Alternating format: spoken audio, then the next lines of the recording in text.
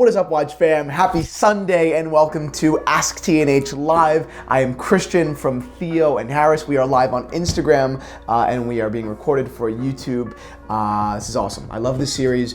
For those of you who are new to this series, I sit down, I turn on my Instagram, which you can follow us at Theo and Heuers, and I answer live questions. I go on live rants about the watch industry, about new releases, about things that are happening, and then you get kind of like a raw reaction. You know, it's not as much rehearsed. I say a lot of things that are stupid. I don't have as much time to think about it sometimes. So you hear me say I don't know a lot, which is also fun. Damn, you get Series A funding? You know it, buddy. Did you see Tudor as a brand that will hold its value? Okay, so the first question, do I view Tudor as a brand that will hold its value? And my question in response is, do you mean vintage Tudor or do you mean modern Tudor? I will answer both. I think that modern Tudor is at a very interesting price point that allows it to hold its value. Put it this way, I think that modern Tudor watches have taken, you know, by and large, the depreciation that they will take. I think that if you buy a new Black Bay, or a secondhand Black Bay for $2,200, I think that you will stay in that watch at $2,200 for a long, long time, if not forever. And actually, I think there's an opportunity for you to make money on that in the long run. I don't mean that you're gonna make a ton of money. I don't think you'll make $500. I don't think you'll make $1,000. I don't know. But what I do think, from an investment perspective, if you get to wear a watch for 5 years, you bought it at $2,200, you get to wear it for 5 years, and you sell it at $2,300, yeah, you only lost you only made $100, but you got to wear a luxury item that you really, really, really enjoyed for 5 years. Every car is every luxury car, what, $500 a month to start with a luxury car? It's crazy. It's crazy. So I think that yes, from that perspective, it would work. No love for vintage Heuer. Yeah, good. No. Good question. Good point. I don't give much love for vintage Heuer, but I absolutely do love vintage Heuer. I think that they are extremely expensive. I do not think that there's I don't think the prices reflect, at least in my opinion, or what I value, what they're worth. I would never spend $16,000, $17,000, $18,000 on a vintage, Heuer Carrera. I think it's craziness. I also think it's a lot of money, in my life. So maybe I'm just, I think it comes down to when you're talking about watches of this price point, I think it really does come down to, to your appreciation. Everyone can see why an A. Lange & Söhne is a very expensive watch. It's just an obvious objective thing. This took, craftsman beyond craftsman. This took serious work, right? But when you're talking about a vintage watch, it all comes down to how the market views the value of a brand and the significance of a model. So if I don't really give a shit or don't give that much of a shit, it goes out the window. So for me, vintage Heuer is not worth the market value. I like it, but to me, it's not worth it. A model that is very underrated probably is the Heuer Camaro. That's not a unique thought. Many people share that thought with me, but I think it is true. You can get a Heuer Camaro for a couple grand. You can get one with a tropical dial. I think that is a watch that you can get in at and make money on in 5 years. And I don't mean a little bit of money. I mean real money. You could buy one, let's say at $3,500. Maybe you could sell it for 5 grand. You could sell it for 5 grand if there's one good swoop in the market where people are promoting them on Instagram and on YouTube, and if the bloggers rally around the Heuer, Camaro, you make a lot of money. It doesn't take too long. Wristwatch check. Yes, I am wearing a beautiful Universal Genève pull router. I'll show you guys. It's a beautiful watch, huge fan. This is a very crisp and clean example, silver example. I'm very much so in love with this watch. I put it on a tan, or not even a tan, like a beige strap. Very pretty. Hey Christian, have a question. Why are most dates just on T&H sold on aftermarket straps? Good question. I think that at the end of the day, the Rolex price tag for straps is just so astronomical. I know a buddy that bought a Daytona strap for his watch, and I think it ended up being like $450. To me, it was just crazy. I leave the strap option. When I sell any watch, I give people a good strap. a strap that will last, a strap that is comfortable, a strap that they can enjoy, that looks nice. But no, by no means am I giving, typically a high luxury strap, a strap that is, super, super French craftsman, artisan, all that stuff. I would rather have that person choose to buy one in the future or not. But to bundle that, I think would cut people out. Someone just asked, do I have any recommendations to choose over the Hamilton, the new Hamilton release? It's the Chronomatic reissue, basically, which I didn't love. I think that, well, to review my points on that watch, I believe the original Hamilton, the Chronomatic, was 35 millimeters, I believe. So this watch came out at 40 or 42, somewhere around there. I don't remember the exact numbers, it's been a while. But the problem, I think, is not that it's just 42 millimeters. A Speedmaster is 42 millimeters, which is, fine. I have no problem with that, because the Speedmaster, in its design, is supposed to be 42 millimeters. It looks like a watch that was built to be 42 millimeters, as opposed to this Intramatic or Chronomatic, where the design was built to be comfortable in a 35 millimeter case. So you can't take the same things that filled up a 35 millimeter case and blow them up to 42.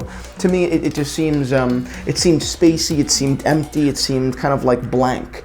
So that's why I just didn't like it. I just didn't like it. For those of you who do not follow Theo and Heuers on Instagram, go ahead and do so. We post awesome photos every day. It's it's a main vehicle of communication for my company, for our company. But we are flooded with messages, serious messages. So yes, there are a lot of messages that do go unanswered, which is a huge problem, obviously. I do my best to answer people's messages. It means a lot to me. When someone messages me, I think that it's like super cool and I geek out.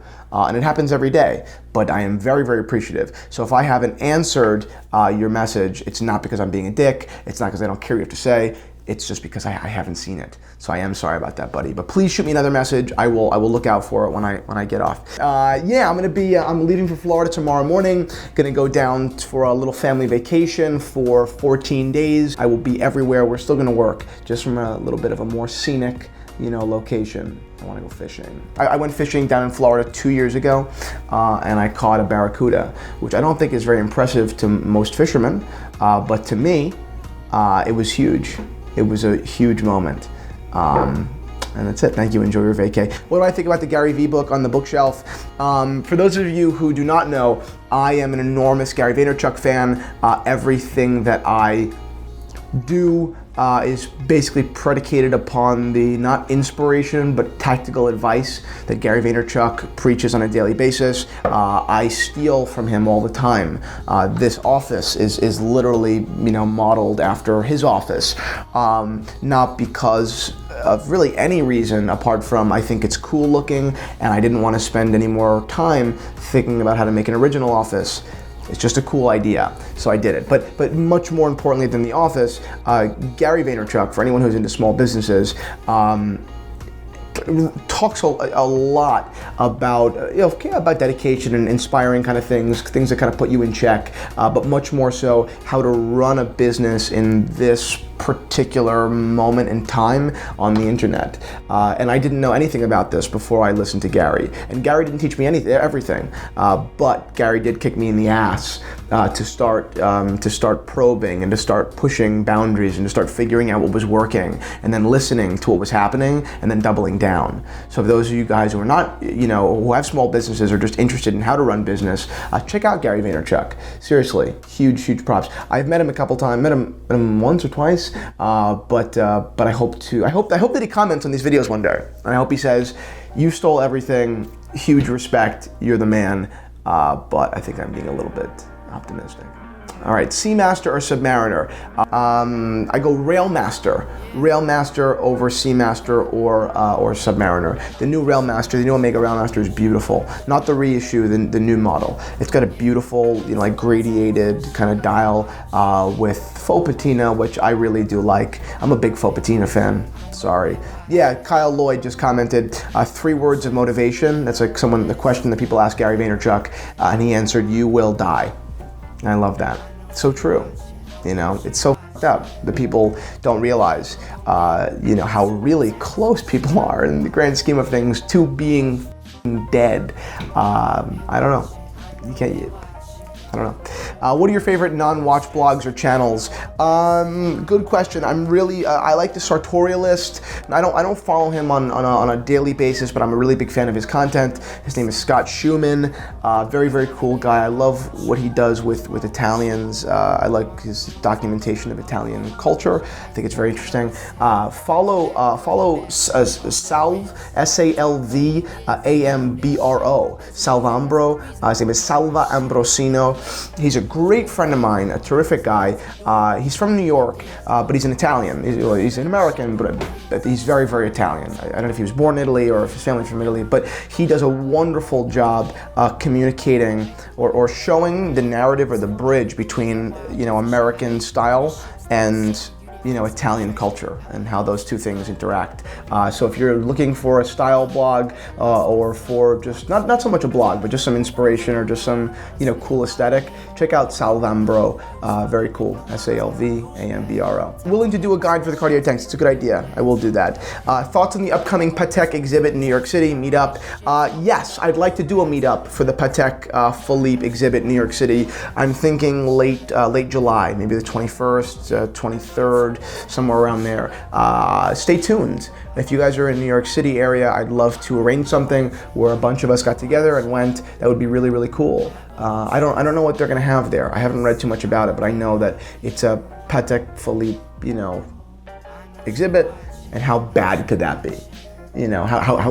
What could they be bringing? I mean, unless they bring a bunch of those. What was that reference? What did they call that? Oh God, what was that ugly Patek? I can't remember the reference. They call it the Neptune. The Neptune. Put a photo of the Neptune up here. If you guys have ever seen that watch, it's so ugly. Or, as I would say in middle school, it was fugly. It was fugly. Rose Gold Day Date thoughts, Christian. Rose Gold Day Date is an amazing watch. That's it. I mean, I think they're very undervalued. I think they're very, very undervalued. I think that Rolex Day Dates as a whole are undervalued watches. I think that Rolex Day Dates with interesting dials are very undervalued. And I think that rose gold Rolex Day Dates with interesting dials are incredible. Yeah, you're gonna spend more money. A rose gold day date is gonna run you more money than yellow gold. But I think net game, if you're looking for an investment, it's rock solid. I think it's rock solid. I think you could buy two and sell one in 10 years. And I bet you it'll pay for both. Win. Thank you guys so much for watching this live video. I'm gonna fade out here. This is awesome. I love doing this. I hope to do it again soon. Right now, what is it? This is a Saturday for the people who are watching. Happy Saturday, guys. I hope you enjoy your weekend. Stay tuned on Monday for Rent TNH. Adios.